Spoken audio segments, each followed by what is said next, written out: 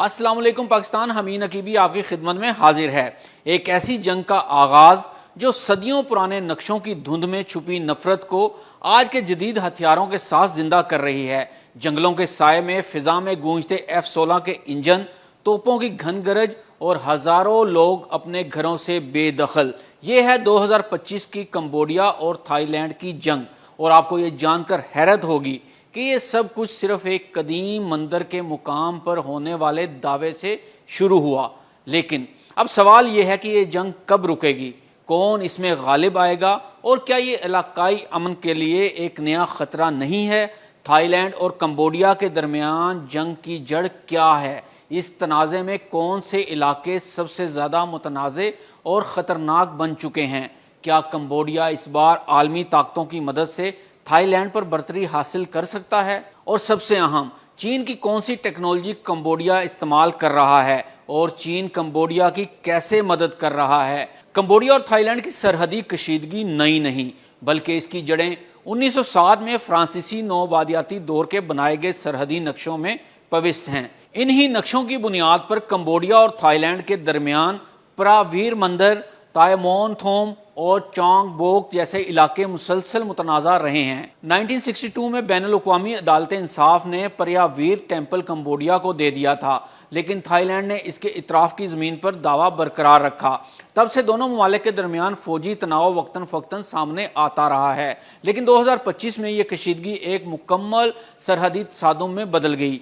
तो आइए देखते हैं कि हालिया जंग कैसे शुरू हुई। मई 2025 में कंबोडिया के एक फौजी की सरहदी झड़प में हलाकत के बाद थाई फौज ने सरहदी इलाकों पर कब्जे की कोशिशें तेज कर दी। 24 जुलाई 2025 को सूरत हाल इस वक्त मजीद बिगड़ गई जब कंबोडियन फौज ने मुबैना तौर पर थाई चेक पोस्ट पर फायरिंग की। जवाब में थाईलैंड ने F-16 लड़ाका हथियारों, BM-21 रॉकेट लॉन्चर्स और भारी तोपखाना से कार्रवाई की। कंबोडिया और थाईलैंड के दरमियान फौजी ताकत के मुआवजे में वाज़ेह फर्क दिखाई देता है। कंबोडिया के पास तकरीबन 85,000 फ़आल फौजी अहलकार हैं, जबकि थाईलैंड की फौजी तादाद 3,60,000 से जायद है, जिसमें रिजर्व फोर्सेस भी शामिल हैं।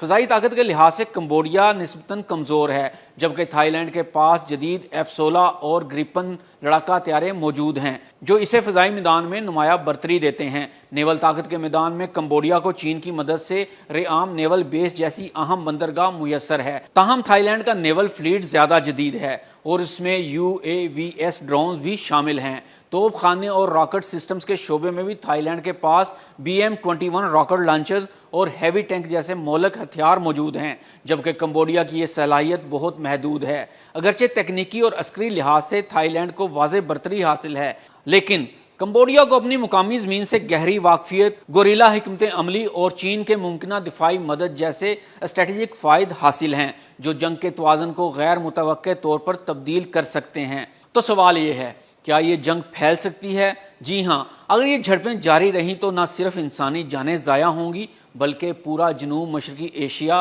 गैर मुस्तहकम हो सकता है। तजियाकारों का कहना है कि अगर ये तनाज़ा फौरी तौर पर ना रुका तो चीन और अमरीका जैसे ममालिक भी बिलवास्ता मुदाखलत कर सकते हैं, जो इसे एक बड़ी जंग में बदल सकता है। ये कोई आम सरहदी झड़प नहीं, ये सदियों पुराने तनाज़े का लावा है जो आज भी फट चुका है। क्या आलमी ताकतें अमन कायम कर पाएंगी या फिर जनूब मशरकी एशिया एक नई जंग के लिपेट में आ जाएगा? अपनी राय कमेंट्स में ज़रूर दें।